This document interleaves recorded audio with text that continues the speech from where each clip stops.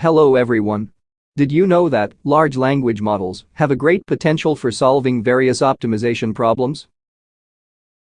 Optimization and control problems often demand a structured approach where solutions must satisfy strict mathematical constraints while achieving predefined objectives. In scenarios such as mixed integer programming and linear programming, traditional solvers rely on well-established algorithms, including branch and bound methods and gradient-based optimization. While large language models may not replace these solvers outright, they can significantly enhance the modeling process by formulating problem statements, generating initial constraints, and suggesting heuristic improvements. By leveraging their extensive pre-training in symbolic mathematics and structured problem solving, large language models can aid domain experts in defining well-posed optimization problems and verifying computational solutions. What do you think about this issue? Please let me know by leaving a comment.